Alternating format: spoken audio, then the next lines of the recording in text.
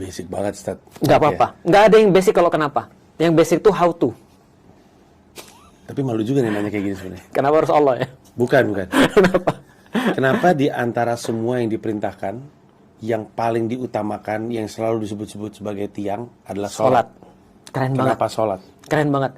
Jadi gini, setiap Gue malu nih ngomong kayak gini. nggak apa-apa, itu bagus banget. Karena, Mas, banyak orang yang punya pertanyaan yang sama, tapi mereka nggak mau nanya. Makanya ada sebuah peribahasa Cina mengatakan, Sung Shang Sung, oh bukan. Kaget juga gue. Masih ada Cina aja nih gue lihat. Ada peribahasa Cina mengatakan, siapapun yang malu bertanya untuk 5 menit, maka dia akan malu seumur hidupnya.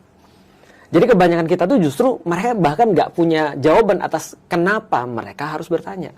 Nah, termasuk pertanyaan-pertanyaan kayak gini, ini penting banget. Kalau sederhana begini, kalau aku secara pribadi ya, setiap Buddha itu harus punya sesuatu yang menandakan bahwa dia itu Buddha. Dan bahwasanya Allah itu adalah majikan. Jadi contoh ya, kalau Mas hire seorang karyawan, maka dia hanya menjadi karyawan Mas kalau Mas kasih tugas kepada dia. Tapi kalau Mas cuma hire dia, terus kemudian dia masuk ke kantor, Mas nggak pernah nyuruh dia nih, maka dia bukan karyawan, karena dia tidak berkarya. Berarti dia menjadi seorang budak kalau disuruh-suruh sama majikannya. Sesederhana itu sih. Maka koneksi itu tercipta ketika kita disuruh-suruh. Nah, pertanyaannya adalah, sholat ini kan muncul setelah kita punya koneksi bahwasanya kita adalah seorang hamba. Nah, kalau ada orang yang sudah benar-benar tahu tuannya siapa, dan bahwa dia adalah seorang hamba, maka dua yang tadi sudah terpenuhi itu. Maka berikutnya baru disuruh sholat. Karena setiap hamba memerlukan sebuah validasi bahwasanya dia seorang hamba. Maka seorang pecinta akan memerlukan validasi ketika dia mencintai seseorang. Kamu mau aku apa sih? Maka biasanya kalau ada orang yang mencintai seseorang, pertanyaan sederhana, mau makan apa? Kamu mau pergi kemana? Dengan kata lain dia cuma bilang ini, kamu mau aku apa?